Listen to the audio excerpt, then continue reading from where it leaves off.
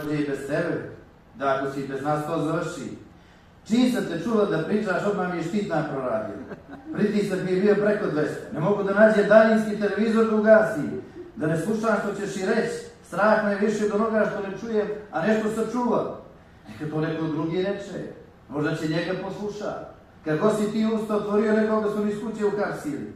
Strah me više od poštara kad penziju donosi. Ja mu mrčno tražim poziv iz suda. A ako nema nikoga poziva, nekako mi neobično, pa ga pitam ima li baš to za komšiluk, za uvar mi je da znam još nekome da sude, prije ću za spatno čas. Neka to neko drugi reče. I oni isto jezik imaju. Što će tebe samome istina? Neće da je variš straštanom. Vidiš kako se svi prave šašavi. Tako su mnogo pametniji što im je pogled gluplji. Niko više nema želju da te čuje.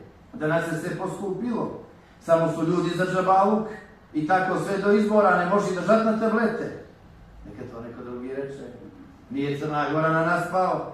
Gdje su sad oni što sve znaju, što su se po svijetu školovali, što zbore 7 jezika, 8 šapuću, ovo je njihovo vrijeme. Ti si studirao Nikšić za profesora, Njegošnik Crnjanskoga da predaješ. Ti pojma nemaš što je Bitcoin i Njoška berza. Neka to neko drugi reče.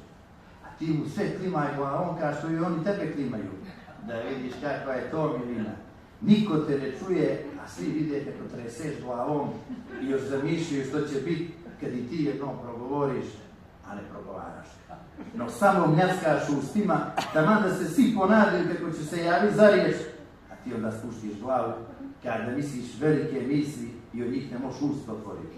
Proba jednom, neće ti ništa biti. Od ćutanja nije umro niko, od priča jesu dostina. Posluša me bar jednom u život, neka to neko drugi reče.